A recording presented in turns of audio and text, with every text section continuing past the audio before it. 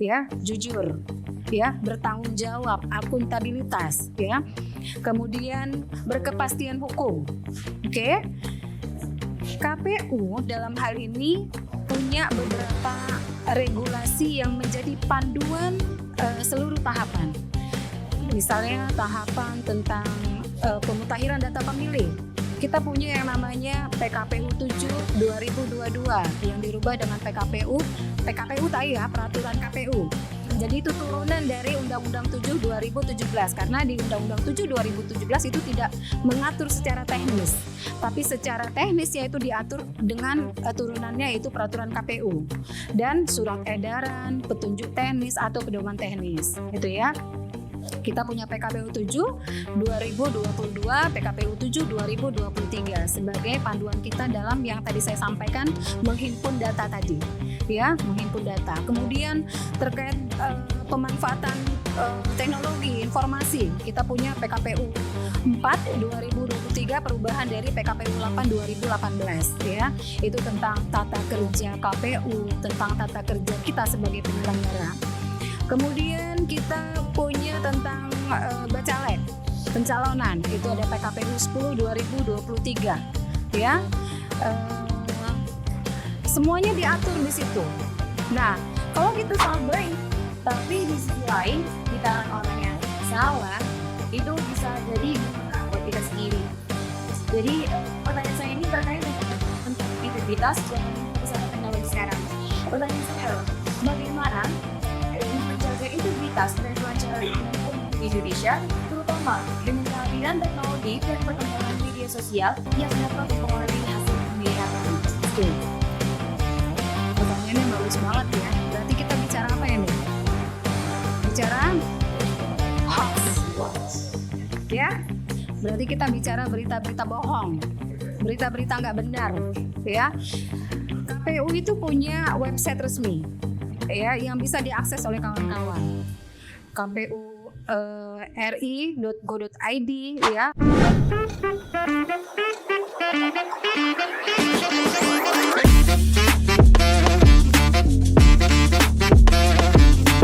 Selamat malam dan apa kabar Sobat Bersama ID? Baik.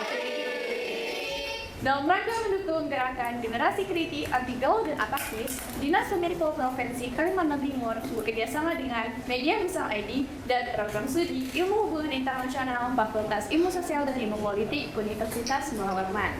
Bersama saya, Devina Lina Azahra, moderator yang akan melatih acara podcast Q&A malam ini dengan tema proses pengumpulan data dan informasi serta integritas penyelenggara dalam pemilu.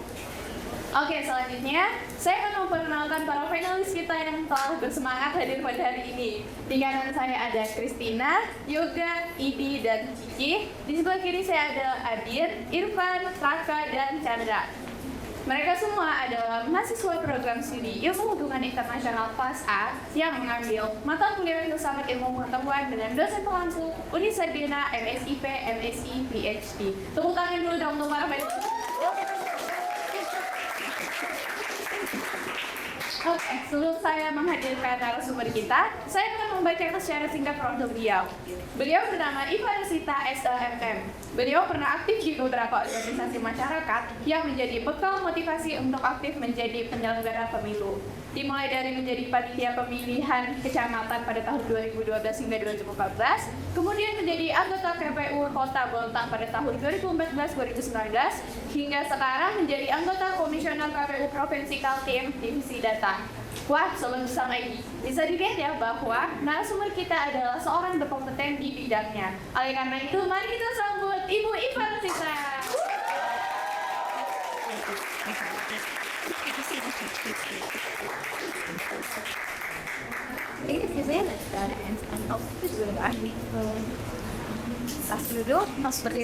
Langsung duduk. Oke.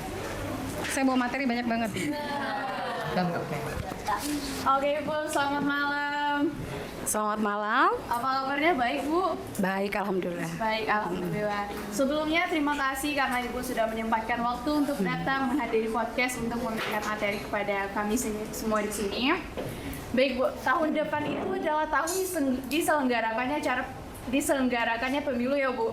Dan saya rasa untuk persiapannya udah dimulai dari sekarang. Tetapi banyak yang belum tahu maksud dari proses pengumpulan data dan informasi serta integritas penyelenggara dalam pemilu itu maksudnya apa sih.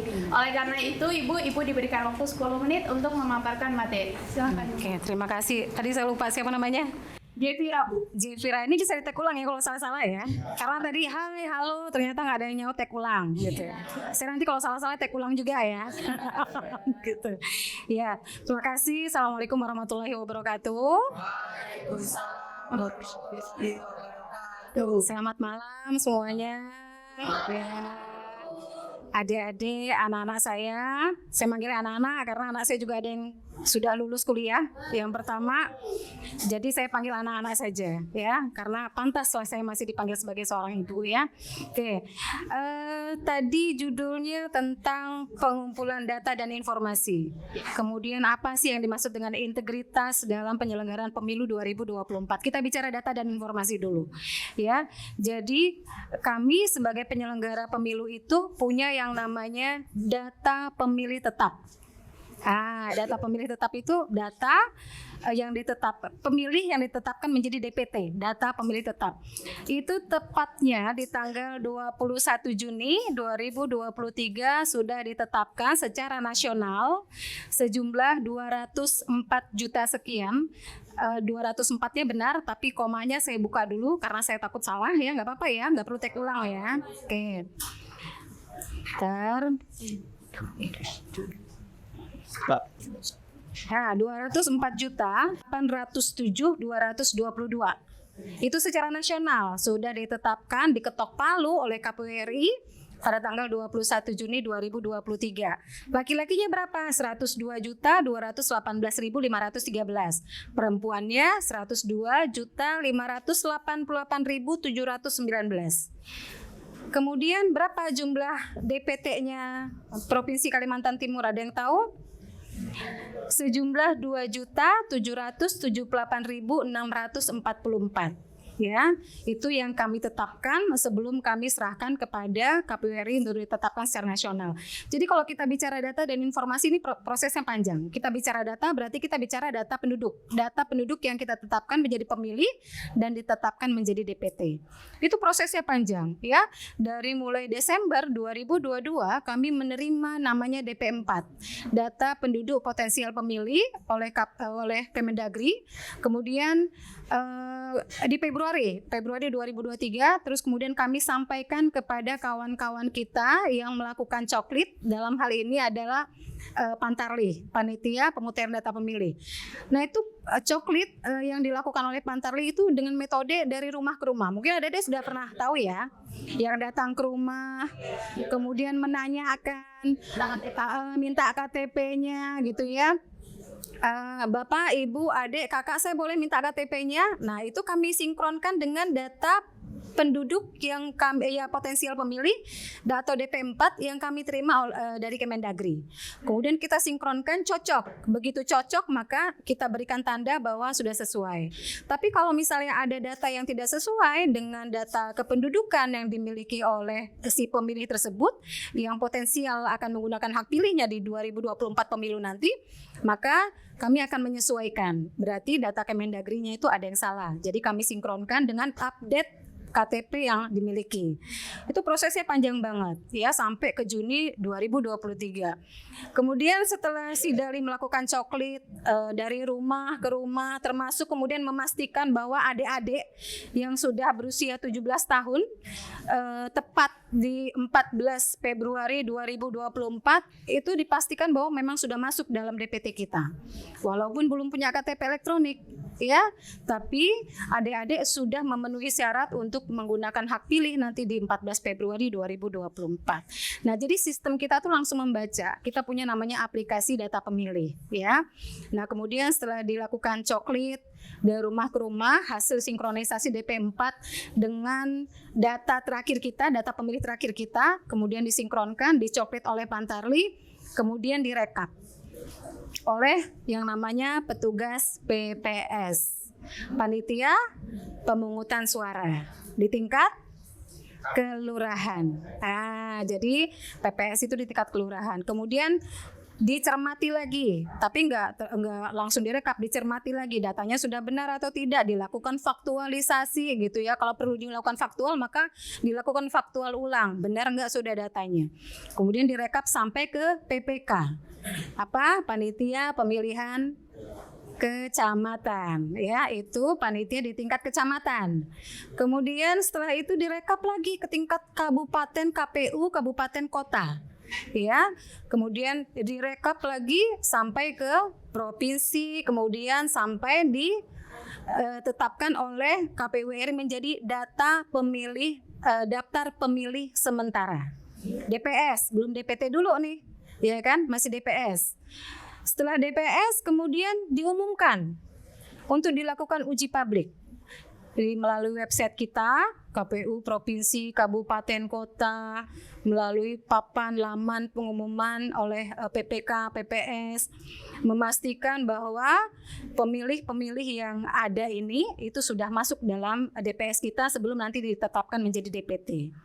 Nah, kita membuka ruang untuk pemilih kawan-kawan kita yang belum terdaftar untuk segera melaporkan, mendaftarkan diri agar nanti pada DPT mereka bisa ditetapkan menjadi DPT, gitu ya. Nah, kemudian prosesnya lagi setelah DPS, rekap lagi dari PPS, PPK, Kap Kota, kemudian ke provinsi sampai ke tingkat nasional. Di 21 Juni 2023 kemarin secara nasional ditetapkan sejumlah 204.807.222 tersebut, ya. Itulah DPT, nama-nama yang berhak menggunakan hak pilihnya pada 14 Februari 2024. Itu data. Kita bicara data. Itu data pemilih. Kemudian ada lagi namanya data bacalek. Jadi di KPU itu gudangnya data, tapi data kepemiluan tentunya gitu ya. Data bacalek kita. Nah, bacalek kita sementara ini karena belum ditetapkan menjadi DCT sejumlah 780 orang, ya. Nanti ditetapkan DCT-nya menjadi di tanggal 3 November 2023. Ya, jadi ada tahapan-tahapannya. Ada berapa tahapan di pemilu 2024. Itu terkait data. Kemudian apa lagi kalau kita bicara data? Data partisipasi masyarakat. Nah, ini penting juga, ya. Kalimantan Timur itu partisipasi masyarakatnya di 2019 itu 75,6%. Ya, sementara target nasional kita adalah 77,5. Tercapaikah 75,6? Sedikit lagi, ya kan? Tapi secara nasional di 34 provinsi itu sudah tercapai di 80,2% secara nasional. Jadi ada beberapa daerah yang mungkin menyumbang partisipasi masyarakat cukup tinggi. Itu kalau kita bicara data, ya. Jadi banyak sekali data yang kawan-kawan mau tahu di KPU itu data apa saja. Tapi data yang di dalam kepemiluan, ya. Itu partisipasi masyarakat kita di 2019. Kemudian bagaimana nanti di 2024?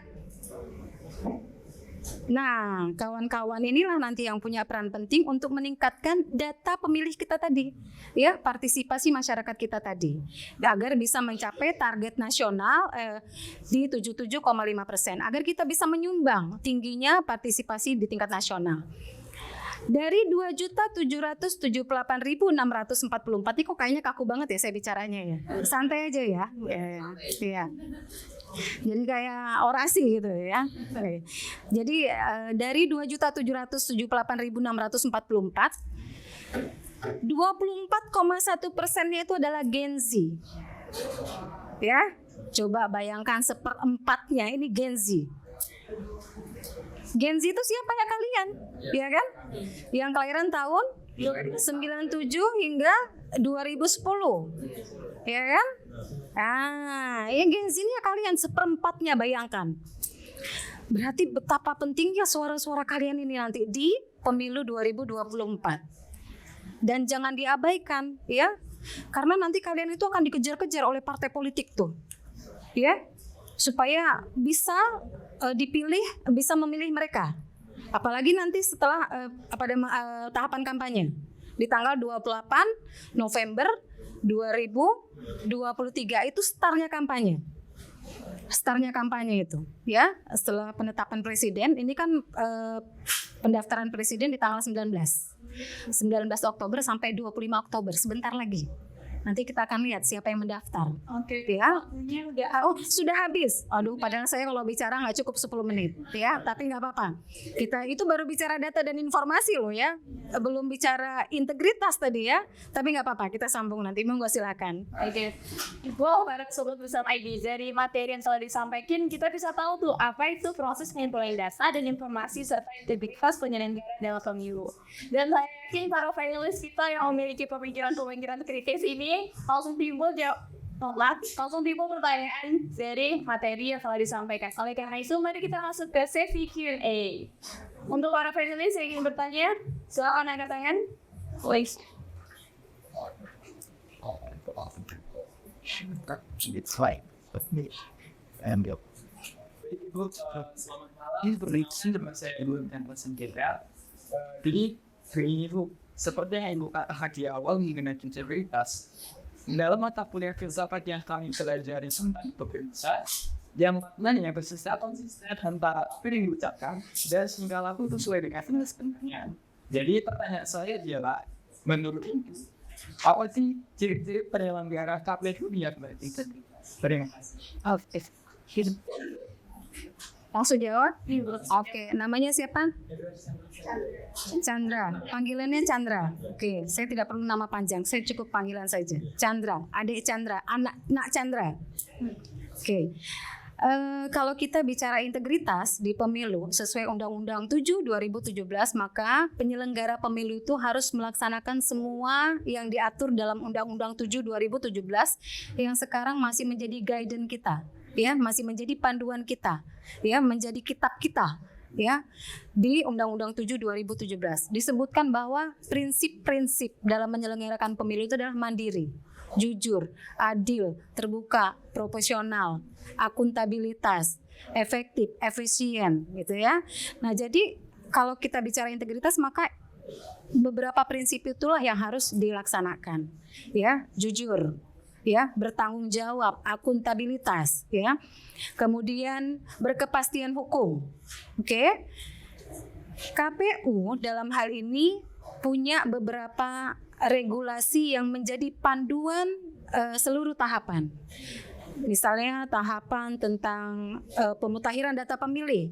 Kita punya yang namanya PKPU 7 2022 yang dirubah dengan PKPU tadi ya, peraturan KPU. Jadi itu turunan dari Undang-Undang 7 2017 karena di Undang-Undang 7 2017 itu tidak mengatur secara teknis. Tapi secara teknisnya itu diatur dengan turunannya yaitu peraturan KPU dan surat edaran, petunjuk teknis atau pedoman teknis. Itu ya. Kita punya PKPU 7 2022, PKPU 7 2023 sebagai panduan kita dalam yang tadi saya sampaikan menghimpun data tadi, ya, menghimpun data. Kemudian terkait pemanfaatan teknologi informasi, kita punya PKPU 4 2023 perubahan dari PKPU 8 2018, ya. Itu tentang tata kerja KPU, tentang tata kerja kita sebagai penyelenggara. Kemudian kita punya tentang bacalek pencalonan, itu ada PKPU 10 2023, ya. Semuanya diatur di situ. Nah, kalau kita bicara integritas penyelenggara pemilu, maka yang sudah ditetapkan menjadi peraturan KPU itu harus dipatuhi, ya. Jadi misalnya kalau kita tahu nih ada pemilih yang sudah memenuhi syarat, maka wajib bagi kita memasukkan mereka dalam DPT, ya. Nah, itu harus wajib, ya, karena mereka sudah memiliki hak untuk menggunakan hak pilih, sudah berusia 17 tahun, tidak sedang dicabut hak pilihnya, warga negara Indonesia, berKTP elektronik, bukan TNI atau Polri, gitu ya. Mereka punya hak untuk memilih, kita tahu nih, tapi kita dengan sengaja tidak memasukkan mereka ke dalam DPT. Nah, itu kalau ketahuan ada unsur kesengajaan, maka ada pasal yang menantinya, ya, unsur kesengajaan. Mungkin kita next. Oh, oke. Terbatas banget ya. Oke, silakan. Oke, mungkin atau pertanyaan ini dong.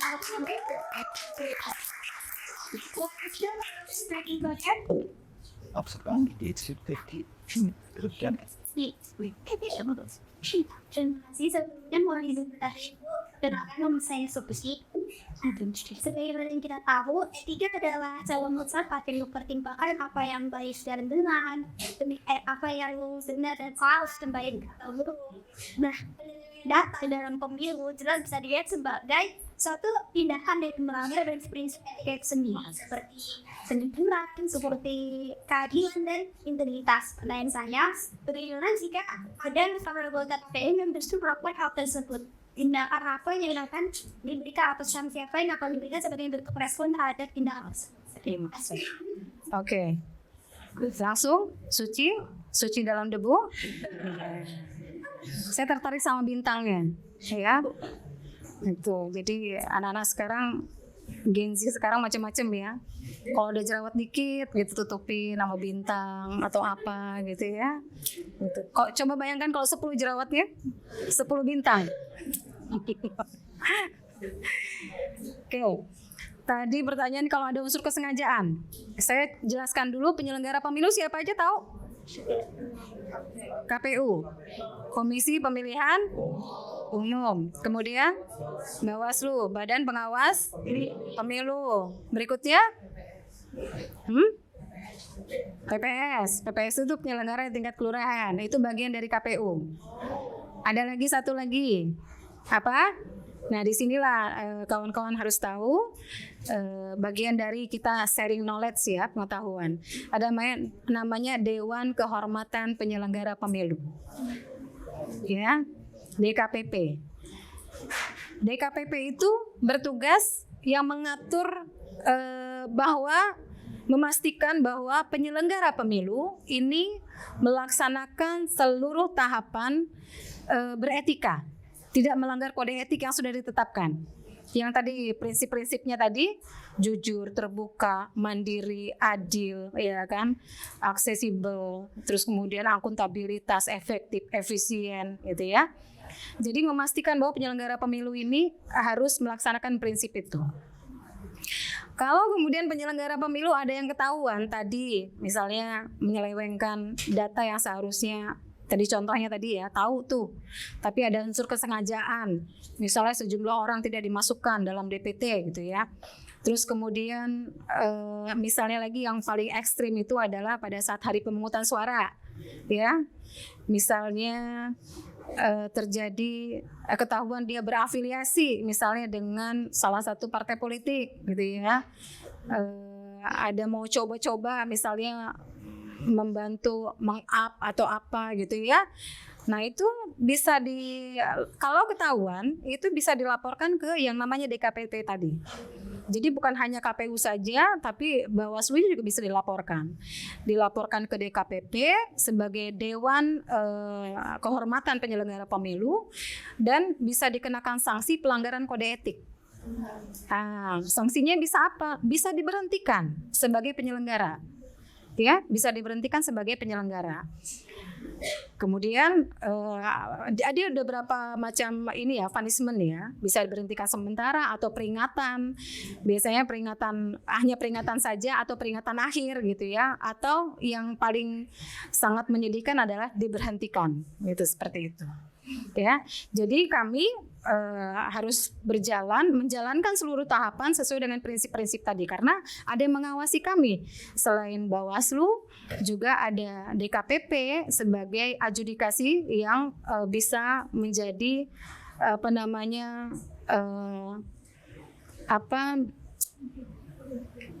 dewan yang bisa menetapkan kode etik apa yang akan dilanggar oleh si penyelenggara tersebut gitu ya. Jadi ada peraturan DKPP yang mengatur itu tentang kode etik sehingga sesuai sumpah janji kami harus melaksanakan sesuai itu ya. Jadi ada DKPP sebagai Dewan Kehormatan yang berhak untuk nah ini juga penting kawan-kawan. Saya taunya kan Gen Z ini, Gen Z ini kan orangnya kritis ya. Sangat kritis. Kritis ya? Wah, kritis ya. Jadi saya berharap ini merupakan sharing knowledge buat kita. Kemudian nanti kawan-kawan memahami apa sih yang menjadi pelanggaran kode etik gitu ya. Tadi tidak jujur, tidak adil, merugikan peserta, merugikan pemilih gitu ya. bisa dilaporkan ke DKPP. Monggo, silakan, ya. Kalau misalnya kawan-kawan melihat saya misalnya tidak jujur, saya terbukti misalnya menghilangkan hak orang lain misalnya gitu ya. Nah itu silakan dilaporkan ke DKPP, tapi nauzubillah min dzalik jangan sampai lah. Ya kan, silakan. Selanjutnya, panelis. Sekarang saya awalnya kembali pengen saya akan jadi menurut saya bagaimana KPU sebagai lembaga yang memiliki otoritas dalam pemilu dapat memberikan rasa kepercayaan kepada masyarakat sehingga masyarakat tidak ragu untuk memberikan suara. Terima kasih. Oke. Tidak ragu memberikan suaranya, ya. Kawan-kawan ragu semua nih berarti memberikan suara. Hah? Ragu? Masih ragu? Masih ragu? Sedikit ragu. Oke, sebenarnya yang saya tanya justru kawan-kawan, kenapa ragu? Bukan kami kan mensosialisasikan ya. Nanti pada saat bacalek itu sudah ditetapkan menjadi DCT, kemudian calon presiden bakal calon presiden sudah ditetapkan menjadi calon presiden, ya. Kemudian ada nomor urutnya. Bacalek juga sudah ditetapkan menjadi DCT, ada nomor urutnya nih ya kan. Kami kan juga punya kewajiban untuk mensosialisasikan, ya. Mensosialisasikan si calon-calon tersebut, ya. Kemudian nanti calon-calon tersebut juga akan mengkampanyekan visinya, misinya, programnya. Kalau terpilih itu apa yang akan dilakukan, ya. Nah, itu salah satu cara agar kawan-kawan tidak ragu untuk memilih si calon tersebut. Jadi yang bekerja dalam hal ini bukan hanya KPU, tapi si para calon bacalek, caleg-caleg ini, presiden, wakil presiden, tim kampanyenya itu akan bekerja maksimal untuk meyakinkan kawan-kawan agar tidak ragu menggunakan hak pilih di 14 Februari 2024. Sekarang pertanyaan apa yang membuat ragu? Saya tanya balik sebenarnya, ya. Presiden di Oke. Jadi yang menentukan tuh justru kawan-kawan yang memilih kan. Kalau misalnya ibaratnya ada 10 baju yang bagus gitu ya, semua bagus nih kan, itu kan lihat dipilih yang terus kemudian dipilah, itulah yang diambil yang cocok buat saya kan gitu, ya kan. Nah, jadi justru sebenarnya kami hanya bertugas mensosialisasikan, mengenalkan, tapi yang membuat ragu-ragu itu adalah kawan-kawan atau si calonnya sendiri sebenarnya. Jadi kami juga menekankan kepada si para calon agar maksimalkan kampanye, agar kawan-kawan tidak ragu untuk memilih mereka. Jadi yang bekerja bukan kami aja, ya, yang bekerja itu bukan kami aja. Kami akan mengenalkan, kami nanti akan fasilitasi bahkan spanduk, backdropnya kami akan fasilitasi agar dikenal oleh masyarakat. Visi, misi, program. Nanti ada debat calon presiden, itu kan salah satu sarana agar kawan-kawan mengenali calon presidennya, ya. Kemudian partai politiknya, siapa saja bacaleknya, apalagi bacalek itu nanti akan datang ke rumah itu kan untuk sosialisasi, ya. Iya, kampanye kan, bukan dalam apa-apa ya, cuma datang kampanye aja kan. Nah, tadi kencang banget soalnya, betul ya. Oke, mungkin kita Oke. Dari selanjutnya siapa?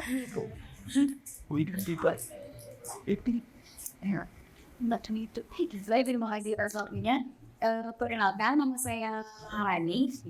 Jadi gini ya, tidak dapat dipungkiri bahwa ideologi itu berkembang sangat besar sekarang ya.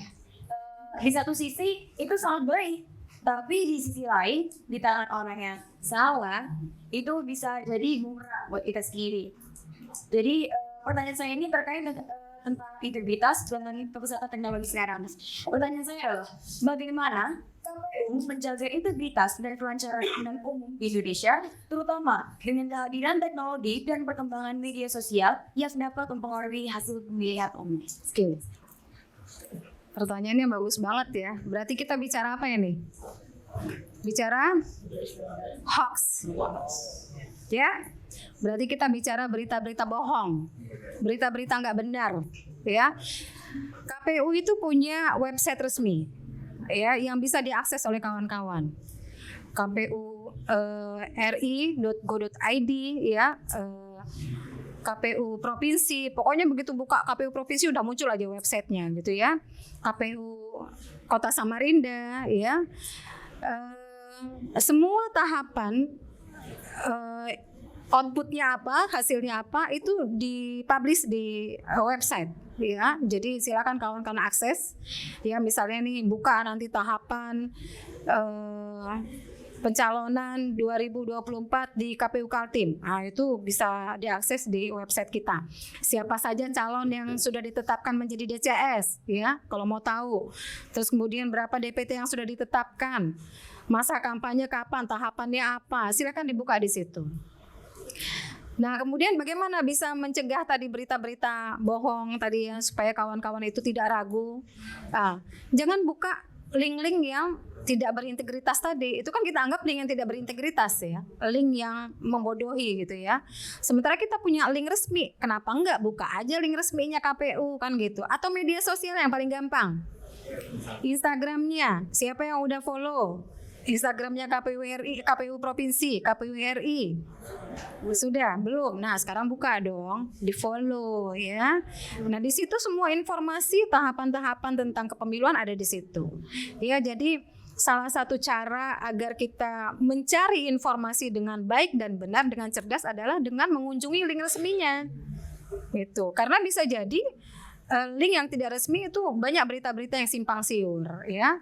Kalau website yang dikelola kita kan kita nggak mungkin keluar dari regulasi yang ada gitu ya. Sekarang saya paham banget Gen Z ini kan komunikasinya lebih banyak ke teknologi ya, sangat benar sekali kan. Tapi yang dibuka kalau perempuan arahan enggak nggak benar ya. Nah, dari sekarang berarti bukanya udah tentang kepemiluan. Ini teman-teman HI ya. Nah, saya dapat bisikan dari teman-teman HI. Apalagi tentang HI, udah paham banget tentang hoax, tentang berita-berita yang nggak benar gitu ya. Apalagi kita paham lah HI ini dibangun untuk bisa mempunyai skill komunikasi yang bagus gitu ya. Skill komunikasi yang bagus, kalau komunikasinya bagus tapi yang disampaikan nggak benar kan juga menjadi tidak bagus akhirnya, ya kan. Jadi disinilah pentingnya kawan-kawan menyaring berita-berita yang tidak benar dan memperoleh semua informasi dengan cerdas itu seperti apa. Bukan hanya menerima saja tapi menanggapinya. Khawatirnya gini, udah nggak benar, habis gitu share lagi, ya, disiarkan lagi, disampaikan lagi ke grup-grup, ya. Nah itu berarti nggak cerdas banget. Sebenarnya disaring dulu, dicaring dulu kebenarannya. Kalau udah benar, baru di-share. Tapi kalau nggak benar ya jangan di-share. Nah ini pentingnya kita cerdas dalam menerima berita-berita di teknologi, ya. Oke. Oke, mungkin sebelum kita lanjut ke finalis, boleh minta tolong sampai di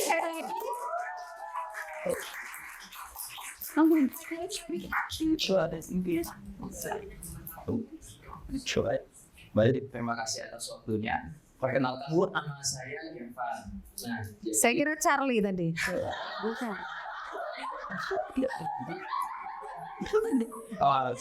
Ibu di mata kuliah dan sama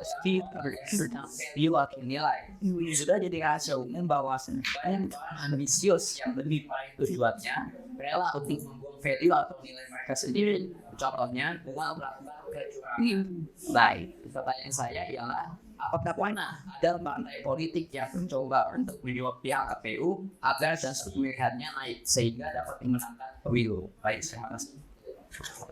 Ini kita bicara integritas lagi ya. Jadi judulnya hari ini adalah integritas.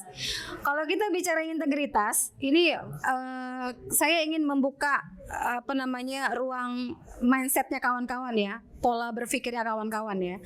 Jadi gini, kalau kita bicara integritas, kenapa yang ditujukan itu adalah penyelenggara? Itu penyelenggaranya nggak jujur, penyelenggaranya nggak curang, gitu ya. Kalau kita bicara integritas, ada 4 elemen penting yang juga harus berintegritas dalam pemilu 2024. Kami sebagai penyelenggara itu berarti ada KPU, ada Bawaslu, ada DKPP. Kemudian 3-nya lagi siapa? Pemilih. ya, masyarakat pemilih. Kemudian yang berikutnya lagi ada pesertanya. Pesertanya juga harus berintegritas, ya. Tadi yang disampaikan upaya suap menyuap, sogok menyogok gitu ya. Upaya untuk membuat kami sebagai penyelenggara yang tadinya sudah tegak lurus mematuhi prinsip-prinsip penyelenggara pemilu, ada godaan-godaan, upaya-upaya yang dilakukan oleh peserta dalam ini tentu saja partai politik, ya. Kemudian siapa lagi yang harus berintegritas? Pemerintahnya. Pemerintah juga harus berintegritas, ya, karena pemerintah juga punya tanggung jawab yang sama dalam mensukseskan tahapan pemilu 2024. Ya, itu kalau kita bicara integritas. Jadi selama ini yang dipahami oleh kawan-kawan yang harus berintegritas itu hanyalah penyelenggara, tidak semua. Pemilih, misalnya datang ke TPS, tidak boleh menggunakan hak pilihnya 2 kali, karena hanya satu kali. Ya, jadi tidak ada upaya-upaya bahwa pemilih itu melakukan kecurangan dengan menggunakan hak pilihnya sampai 2 kali, 3 kali, 4 kali dan seterusnya, gitu ya. Atau misalnya ada penyelenggara KPPS yang memanfaatkan surat suara tidak terpakai, gitu ya. Itu kan juga bagian dari upaya-upaya kecurangan, gitu ya, tidak berintegritas. Itu dari sisi penyelenggaranya, ya. Kemudian peserta pemilunya, dimohon maaf, kita bicara tentang money politik, ya, tentang money politik. Para peserta pemilu, ya, itu akan berupaya untuk meyakinkan masyarakat pemilih untuk dipilih, ya, dengan visi, misi, program. Itu kawan-kawan harus pahami visi, misi dan programnya, ya. Jadi sangat mudah sekali mengakses teknologi, ya, tinggal buka misalnya partai politik apa, programnya apa, baca reki siapa, presidennya apa, gitu, tinggal dibuka saja. Ada nggak yang berpihak kepada para Gen Z, gitu ya? Nah, gitu. Jadi karena Gen Z ini sekarang sedang didekati oleh para bacalek dengan jumlah persentasenya itu 24%, 1/4 dari jumlah pemilih kita. Jumlah milenial itu 37%. Milenial itu berarti yang berusia berapa? 25 sampai 40, ya, 25 sampai 40. Ke 40 ke atas berarti Gen X. Kayak saya gini Gen X, ya. Maunya sih Gen Z tapi nggak bisa lagi. Oke. Ntar dulu bicara apa tadi tentang integritas, ya. Kita bicara money politik. Sebentar lagi. Karena ini penting money politik, ya. Misal nih kawan-kawan didatangin oleh peserta pemilu. Berapa dikasih biasanya? 0. Kok tahu ya? Hah? Kok tahu ya? 100. Kan? Iya. Sekarang coba ada yang punya kalkulator enggak? HP buka deh. 365 kalau dikali 5 berapa? 5 tahun. Dikali 5. 365 1825. 1825. 100 rupiah, 100.000 dibagi 1825 berapa? 100.000 dibagi 1825 berapa? 54 rupiah. 54 rupiah itulah harga kalian sehari. Kalau kalian mau berikan transaksi politik tadi dengan 100.000 tadi, mau nggak sih 54 rupiah? Harga kita itu lebih tinggi daripada itu. Benar? Benar sekali. Apalagi Gen Z ini sekarang punya gini, 20 tahun lagi nanti bukan kami lagi yang jadi anggota KPU Kaltim. Nggak mungkin kan saya akan menjadi pre-boomer, udah tua 50 ke atas, ya kan? Yang justru akan menduduki posisi-posisi penting 20 tahun ini adalah kalian-kalian. yang jadi kadis, kepala dinas, yang jadi anggota KPU Kaltim, yang jadi wali kota, bupati, provinsi. Saya doakan ini hari Jumat berkah, semuanya di sini sukses. Amin. Ya. Nah, jadi peluang-peluang untuk bisa hak kalian untuk bisa menggunakan hak pilih di 14 Februari 2024 maksimalkan untuk bisa datang ke TPS. Pilih calon-calon yang memang betul-betul berintegritas tadi. Ya. Dikawal. Tapi bukan hanya dipilih saja, tapi dikawal programnya. Karena apa? Program itu akan berimbas nanti 10 tahun kemudian, 20 tahun kemudian ketika kalian duduk menjadi kepala dinas, menjadi anggota DPR, ya. Dan rantai budaya money politik itu diputus oleh kalian. Jangan diteruskan, jangan dilanjutkan ketika kalian berkeluarga, dilanjutkan lagi ke anak-anak. No. Gen Z nggak kayak gitu. Ya. Dan saya sangat yakin lagi Gen Z nggak kayak gitu. Sudah nggak zaman money politik, ya.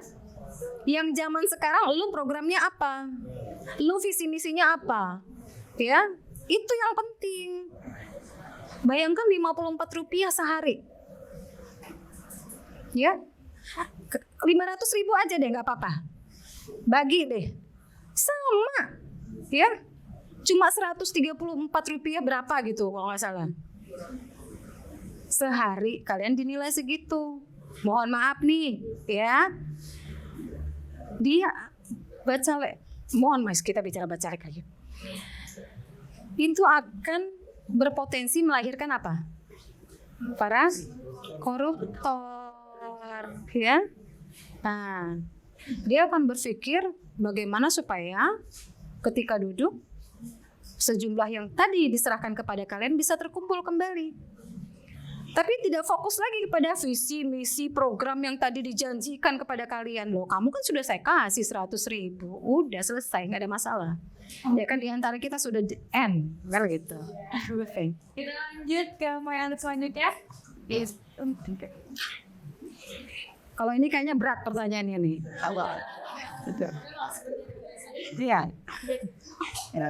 Terima kasih untuk nama saya dari Sugar Kreatif yang bisa menyelesaikan. Jadi saya ingin bertanya, saya bertanya di luar materi karena mungkin itu bahwa pertanyaan saya adalah apakah data TPS yang dikumpulkan untuk pemilih selama ini sudah terhitung secara akurat dan valid? Mengingat bahwa penghitungan pencatatan suara masih menggunakan cara manual, yakni pencatatan dan formulir model C1 KWK yang berisi catatan soal pemungutan dan penghitungan suara di TPS. Terima kasih Bu dan saya. Oke, apakah sudah yang ditanyakan itu sebenarnya tentang data pemilih ya? Data pemilih, tapi kalau kita bicara C1 KWK maka itu formulir hasil penghitungan suara. Ya. Nah, pertanyaannya itu kan dicatat secara manual di penghitungannya ya. Berarti yang ditanyakannya sebenarnya bukan DPT-nya. Kalau DPT-nya kita punya aplikasi namanya Sidali, ya. Sidali kita itu dia akan otomatis membaca kalau datanya itu nggak valid. Misalnya dia kan ada 12 item 12 elemen data gitu ya. Kalau satu misalnya NIK-nya itu NIK-nya misalnya kurang 1 digit, itu dia langsung smart. Kalau kita itu kan biasanya tedet gitu ya, dia langsung membaca merah gitu ya gitu. Nah, aplikasi kita itu membaca itu. Jadi saya rasa pemanfaatan teknologi di KPU ini sudah sangat maksimal sekali.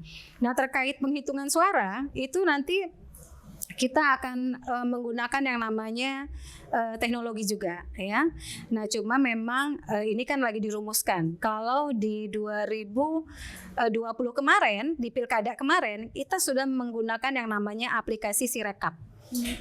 Sirekap. Jadi gini, di TPS itu petugasnya apa namanya? KPPS. Ya, kelompok penyelenggara pemungutan suara. Di KPPS itu mereka ada namanya C-Plano, ya. C-Plano itu ketika diisi secara manual, memang isinya secara manual, ya. Tapi kemudian dipoto oleh KPPS, kemudian langsung diinput ke dalam sistem. ya, yang namanya tadi aplikasi Sirekap tadi. Ya, dia akan membaca secara otomatis, ya. Maka ada simulasi yang betul-betul harus dilakukan oleh KPPS supaya itu bisa terbaca dengan baik dan benar. Nah, jadi kita sudah dari 2020 itu menggunakan Sirekap, tapi bukan sebagai alat utama, tapi sebagai alat bantu yang membantu gitu ya. Nah, kemudian setelah itu nanti aplikasi itu langsung membaca hasil perolehan suaranya. Jadi berapa hari itu langsung ketahuan persentasenya ini calon ini itu udah langsung kebaca. Hari-hari itu dipantau aja. Hari-hari dipantau kelihatan. Ya, itu aplikasinya. Jadi itu yang memudahkan. Terus walaupun secara peraturan KPU itu masih harus dilakukan secara manual. Jadi dia alat bantu, tapi secara manual itu harus dilakukan rekap secara manual lagi. Jadi harus sinkron antara manual sama yang Sirekap tadi. Ya, karena aturan kita secara teknis harus direkap secara berjenjang.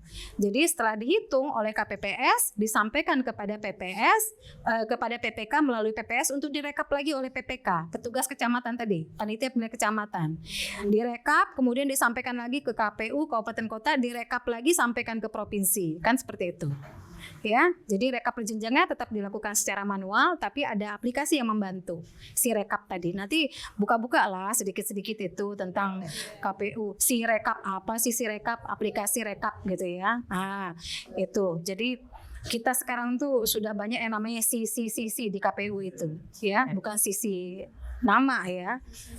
Jadi ada Sidali, Sirekap, Silon, aplikasi pencalonan, aplikasi partai politik. Nah, itu aplikasi partai politik juga sekarang mengalami perkembangan yang cukup signifikan. Ada yang namanya pemutahiran berkelanjutan dari aplikasi partai politik tersebut. Jadi kalau ada perubahan-perubahan dari pengurus atau apa itu dimutakhirkan lagi dan itu terbaca otomatis oleh sipol kita. Termasuk Sidali kita. Pasca pemilu Sidali itu nggak stop sampai di situ. Ada yang namanya pemutakhiran berkelanjutan setiap bulan. Jadi kita update lagi orang yang sudah meninggal, orang yang sudah bukan penduduknya Kalimantan Timur, itu kita update lagi sehingga data kita semakin valid. Ya, jadi itu pemanfaatan teknologi yang kita maksimalkan. Mungkin minta perpustakaan sekali loh.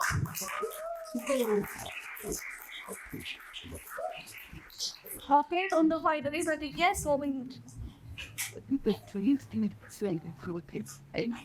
saya tersedia informasi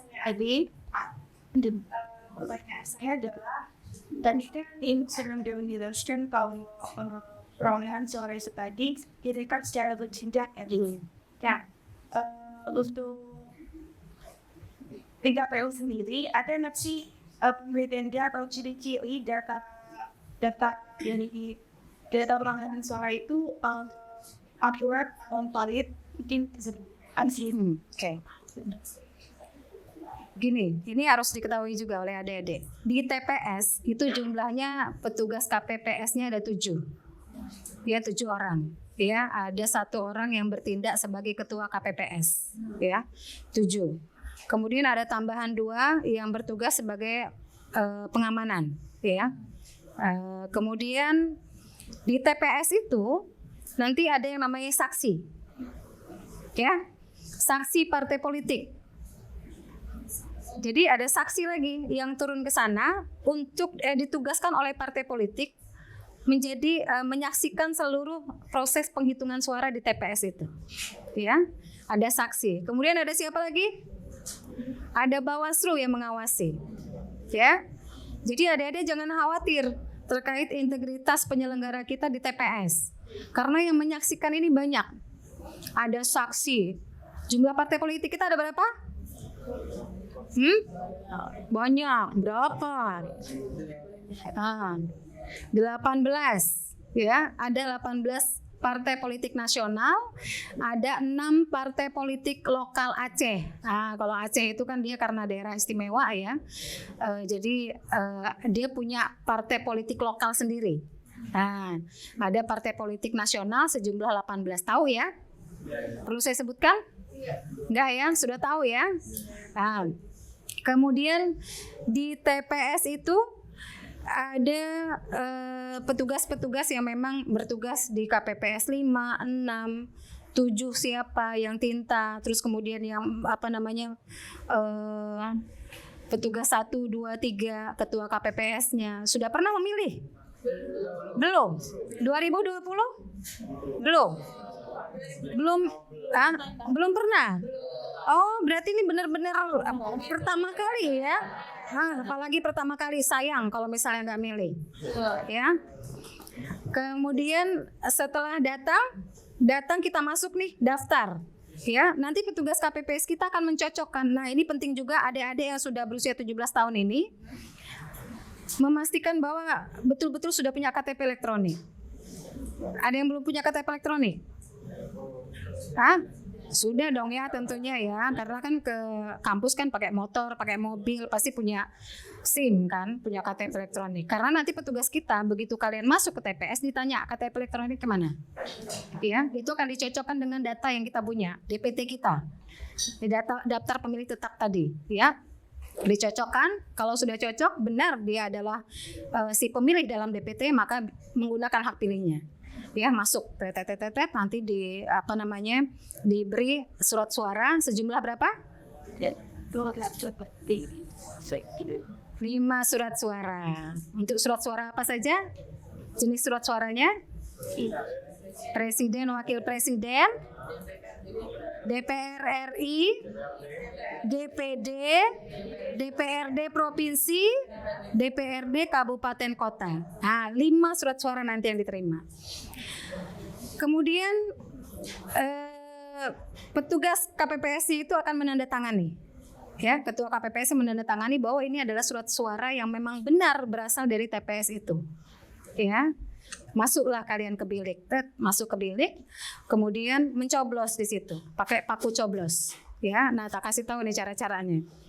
Bilik itu nanti akan disediakan ada 3 sampai 5 bilik lah gitu ya. Tapi 5 kotaknya tetap 5. Kota untuk calon presiden, kemudian wakil presiden, DPD, DPR RI, DPRD kota, DPRD provinsi ya. Nanti kalian begitu mencoblos, masukkan sesuai dengan jenis surat suaranya, sesuai kotak tadi. Dia ada warna-warnanya, ada kuning, biru, nanti kita simulasi lah. Nanti saya berharap nanti bisa diundang lagi berikutnya, enggak. Ya, ntar dulu, sabar. Setelah itu diberikan tinta, coblos, tanda bahwa sudah mencoblos, ya. Oke. Semua proses itu diawasi oleh saksi dan Bawaslu. Jadi konyol kalau seandainya ada penyelenggara kita yang mau coba-coba misalnya mencoblos, surat suara tidak terpakai, kemudian proses penghitungan suaranya misalnya mau coba-coba dinaikkan, ya kan, berarti kan tidak jujur berjamaah itu, karena saksi ada, Bawaslu ada, ya, melanggar sumpah dan janji. Jadi jangan khawatir, jangan ragu-ragu, kita sudah disumpah ya bahwa kita harus betul-betul berintegritas, jujur, adil, tidak akan merugikan masyarakat pemilih, yang benar-benar mendambakan pemimpin yang juga jujur dan berintegritas. Oke, baik, selanjutnya kita ke finalis terakhir. Oke. Terima kasih atas waktunya. Perkenalkan, nama saya Christina, biasa dipanggil Lia. Pertanyaan saya, selama masa jabatan Ibu, apakah pernah menghadapi atau melihat langsung situasi di mana kebenaran tidak seperti Anda tidak? Misalnya penyelewengan data atau suara. Jika iya, bagaimana KPU menyelesaikan konflik tersebut? Terima kasih. Pernah? Di Kaltim pernah? Ya, di 2019 di Kecamatan Lojanan Ilir atau apa gitu ya. Nah, ditangkap. Ya. Makanya saya bilang konyol kalau ada orang yang coba-coba. Karena apa? Karena biasanya di bacalek-bacalek itu juga dia punya saksi-saksi sendiri. Bukan hanya, kan kalau di aturan itu, di peraturan KPU yang boleh masuk ke dalam TPS itu hanyalah saksi partai politik, ya, atau tim kampanye dari presiden wakil presiden, kemudian Bawaslu. Berarti kan hanya 18 partai saksi yang bisa masuk, kemudian Bawaslu, kemudian saksi DPD. DPD kita itu jumlahnya sekarang 21 ya. Berarti 21 orang yang boleh masuk dalam TPS untuk menyaksikan itu. Ya. Nah, itu dia akan tapi di luar dari itu, di luar dari area itu biasanya Bacalek itu punya saksi-saksi juga untuk mengamankan, untuk memastikan bahwa tidak ada penyelewengan, tidak ada yang coba-coba main-main gitu ya. Jadi makanya saya bilang konyol kalau ada yang coba-coba main-main. Dan itu terjadi di 2019 ditangkap penyelenggara kita di tingkat kecamatan, ya. Dan kita nggak main-main. Bahkan kami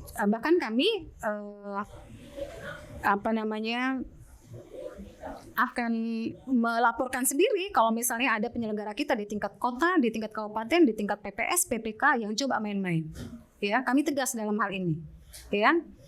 Karena apa? Tadi kita punya peraturan KPU yang harus dipedomani, undang-undang yang harus dipedomani. Ya, di luar dari itu maka dianggap sudah tidak berintegritas. Oke, nah, karena itulah maka indeks kerawanan di Kaltim itu cukup tinggi karena kasus yang 2019 tadi, ya. Kerawanan karena kita punya catatan di 2019. Ini catatan dari Bawaslu ya. Jadi artinya menjadi evaluasi bagi Badan Pengawas Pemilu agar di 2024 ini diawasi dengan betul-betul gitu ya, seperti itu agar tidak terulang lagi. Nah, kita berharap semua kita di sini turut serta mengawasi semua tahapan pemilu sehingga pemilu ini benar-benar berintegritas ya. Kalau pemilunya berintegritas, maka lahirlah pemimpin yang juga berintegritas ya. Pemilihnya apalagi? Pemilihnya nggak mau disogok ya kan, nggak mau dikasih uang ya kan. Nah, itu maka akan memalukan sendiri tuh bagi yang berusaha untuk memberikan money politik tadi ya. Oke. Nah, sudah selesai Ibu? Sudah. Ada tambahan lagi? Berapa menit? Cukup? Oke, Sobat Bersama ID, dengan dijawabnya pertanyaan terakhir dari finalis, maka di bawah kita di ujung acara. Terus nih dong. Ini ada sedikit pertanyaan dari para finalis kita gimana? Apakah kritis, cukup kritis atau kritis banget nih? Gen Z, kritis, terbuka ya. Jadi karena saya punya 4 Gen Z di rumah ya. Jadi memang di rumah itu sistemnya itu demokratis. Saya nggak mau ada anak-anak saya itu yang tertutup. Jadi apa yang mereka sampaikan itu bagian dari demokrasi gitu ya. Dan saya paham banget Gen Z ini anak-anak yang terbuka, yang kritis ya. Dan saya berharap kritisnya ini bisa dibawa dalam tahapan pemilu ini ya. Jadi bukan hanya mengkritisi hal-hal di luar kepemiluan. Begini, kawan-kawan tuh menganggap bahwa demokrasi dan politik itu sesuatu yang nggak trendy. Benar nggak? Ya kan? Bahkan mungkin kalau misalnya datang ke KPU, kemudian sering-sering publish tentang kegiatan politik itu kayaknya jarang, ya. Tapi justru sesuatu yang tidak disukai orang itu bisa membawa warna tersendiri sebenarnya buat kawan-kawan. Sesuatu yang dianggap berat oleh mereka, tapi ketika kawan-kawan mampu melakukannya, itu sebuah challenge gitu loh. Ya kan? Sebuah tantangan buat kawan-kawan bagaimana bisa mewarnai politik dan demokrasi oleh Gen Z ini. Ya. Apalagi kalau misalnya nih ikut memberikan orasi. Nih berkumpul di sejumlah kawan-kawan ini kan. Ikut berkampanye bahwa kita akan menggunakan hak pilih kita di pemilu 2024, tepatnya di Rabu 14 Februari 2024. No money politik, no golput.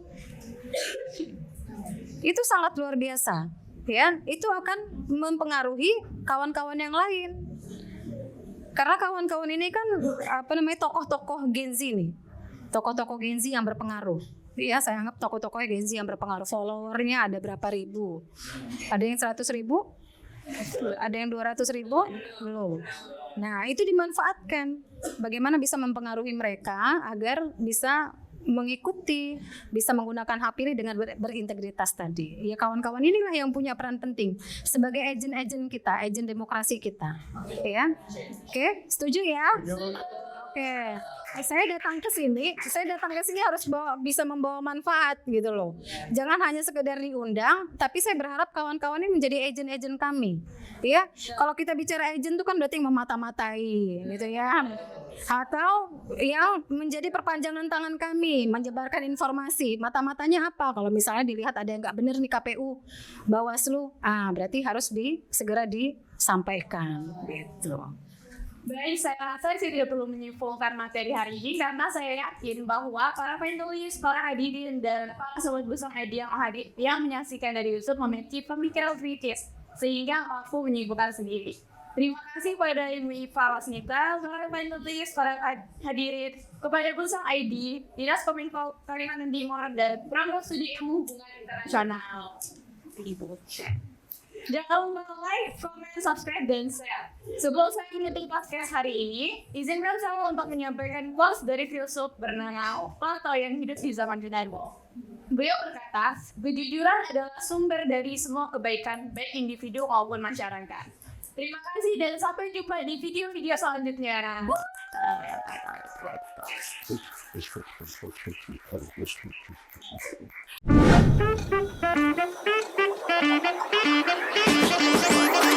Thank you.